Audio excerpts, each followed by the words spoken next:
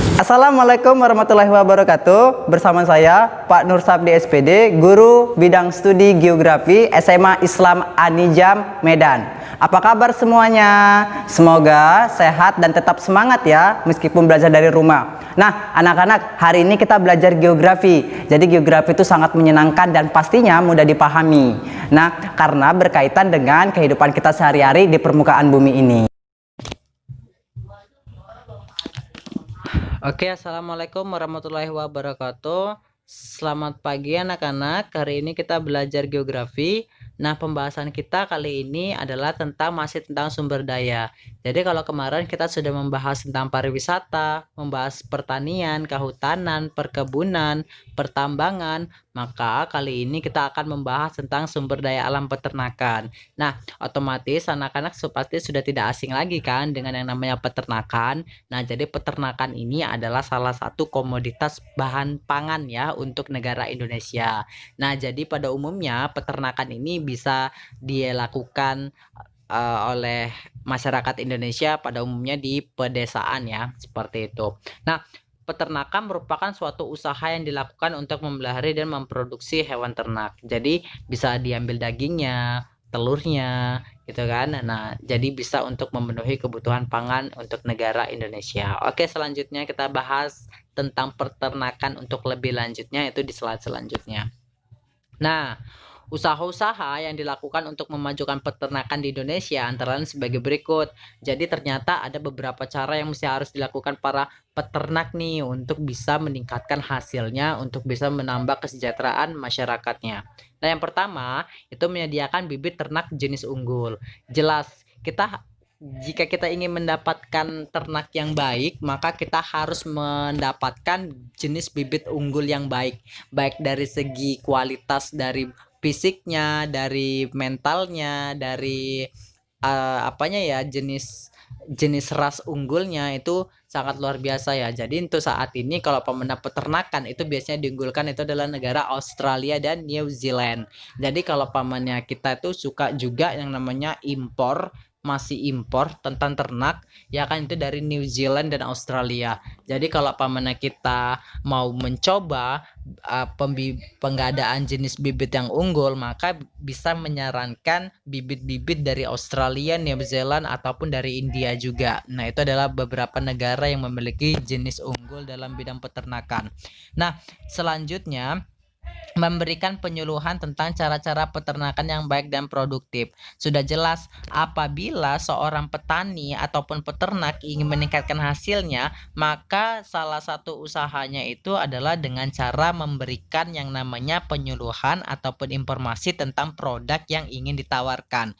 Nah, bagaimana cara perawatan ternak, bagaimana cara penggemukan ternaknya, bagaimana asupan gizi dan makanannya, bagaimana dengan cara pengaritannya, jenis tanaman apa yang cocok, ataupun apabila terjadi kelangkaan akan bahan pangan bisa diberikan yang namanya berupa makanan fermentasi. Nah, itu kan perlu adanya namanya pendidikan, pelatihan daripada pemerintah untuk kepada peternak-peternak itu sendiri ya. Jadi itu sangat-sangat membantu sekali untuk memberikan penyuluhan kepada masyarakat untuk bisa meningkatkan hasil pertaniannya ini jadi lebih baik lagi. Nah, itu adalah salah satu cara yang dilakukan oleh pemerintah, komitmen untuk meningkatkan kualitas namanya peternakan.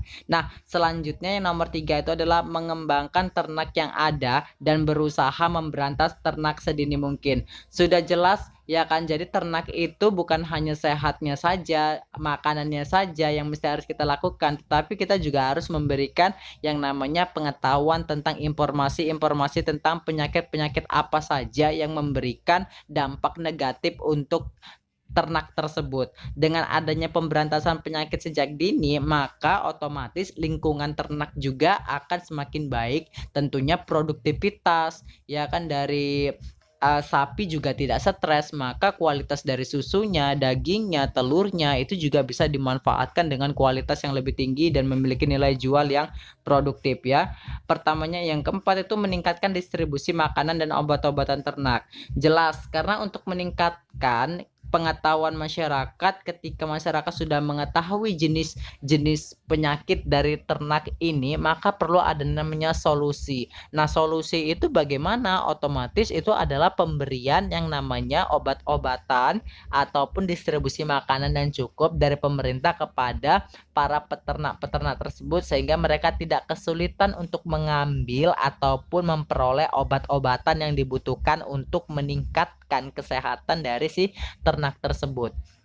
Nah, yang kelima, mendirikan riset atau penelitian dan percobaan dengan melakukan perkawinan silang dan inseminasi buatan. Nah, ini kalau kita dalam biologi itu biasanya ada rekayasa genetika. Jadi kita melakukan riset penelitian, biasanya dilakukan oleh Balai Penelitian Peternakan gitu kan. Jadi ini biasanya banyak dilakukan di Institut Pertanian Bogor atau Universitas IPB, itu banyak melakukan riset-riset tentang percobaan perkawinan silang, rekayasa genetika. Jadi adanya rekayasa genetika antara salah satu jenis hewan yang ini dengan berbeda ras, maka akan menciptakan ras yang baru. Contoh seperti ayam, ya kan, ayam yang dari Myanmar ya kan, yang memiliki tubuh tinggi besar dengan ayam lokal Indonesia, itu disilangkan itu akan menjadi ayam Siam. Nah, seperti itu. Ayam Siam itu kan ada salah satu ayam yang memiliki ras kualitas unggul yang sangat luar biasa ya. Seperti itu. Itu adalah salah satu contoh ya. Nah, selanjutnya mendirikan Balai Penyelidikan Ternak. Nah, ini biasanya adalah tugas-tugas pemerintah, Dinas Peternakan, Dinas Pertanian untuk menjamin administrasinya, program-program mereka kepada petani agar si para peternak ataupun petani tadi bisa mendapatkan manfaat yang luar biasa gitu ya. Oke, selanjutnya peternakan dibagi menjadi beberapa jenis. Yang pertama itu adalah peternakan potong atau kerja. Jadi biasanya ini digunakan untuk melakukan berbagai kegiatan seperti mengangkat barang, membajak sawah, alat transportasi gitu kan. Selain dimanfaatkan tenaganya, hewan ini juga diambil dagingnya. Ya kan, jadi seperti sapi, kambing, kuda, dan domba, apalagi raya kurban kan, ada mereka untuk spesialis untuk namanya pensuplai daging. Nah, ini biasanya banyak dilakukan di Australia dan New Zealand ya. Jadi mereka itu melakukan perkembangbiakan peternakan untuk orientasi ekspor. Jadi ketika diekspor itu untuk sebagai daging yang saat ini masuk ke pemasaran di Indonesia, seperti itu. Yang kedua itu peternakan perah. Jadi peternakan perah ini biasanya dihasilkan dengan susu, merupakan penyempurnaan konsumsi manusia. Susu merupakan salah satu produk utama dalam peternakan perah sapi, kambing, dan kuda.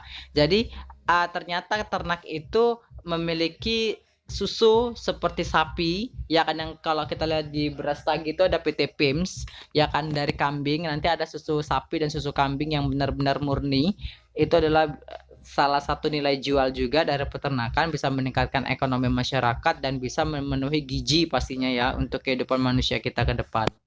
Nah, nanti ada peternakan unggas. Peternakan unggas ini adalah pada umumnya adalah peternakan yang paling banyak diusahakan oleh peternak-peternak di Indonesia. Contohnya seperti ayam, seperti bebek, seperti angsa, ya kan, kalkun atau merpati. Mungkin kalkun itu lebih banyak ke Turki ya, merpati juga lebih banyak di Eropa gitu ya. Peternakan unggas ini merupakan hewan yang memiliki bulu dan sayap untuk diambil daging ataupun telurnya. Jadi itu adalah termasuk jenis unggas ya. Nah, nanti ada aneka satwa yang agak sedikit ekstrim pamannya kan. Nah, seperti aneka satwa merupakan hewan yang belum lama didomensertifikasikan. Aneka satwa digunakan sebagai penghasil bahan pangan berprotein tinggi. Contoh aneka satwa diantaranya lebah madu, nanti bisa diambil madunya, cacing tanah gitu kan.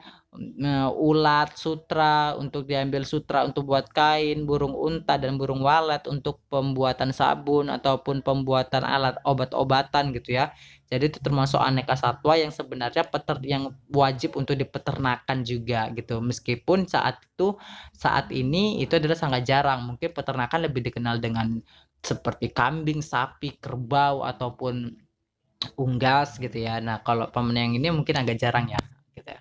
Nah, ternyata di daerah padang rumput aktivitas ekonomi yang utama adalah peternakan. Jadi nomaden ya, dan peternakan perdagangan. Jadi di Indonesia ini kayak yang paling berpotensi besar itu adalah di Pulau Nusa Tenggara Timur dan Nusa Tenggara Barat. Dua provinsi ini adalah daerah dengan padang rumput yang sangat potensial untuk peternakan. Apabila dikembangkan peternakan dengan baik, wow, luar biasa ya. Jadi bisa saja Australia dan New Zealand itu kalah karena kita itu punya banyak rumputnya, iklimnya juga bagus gitu kan.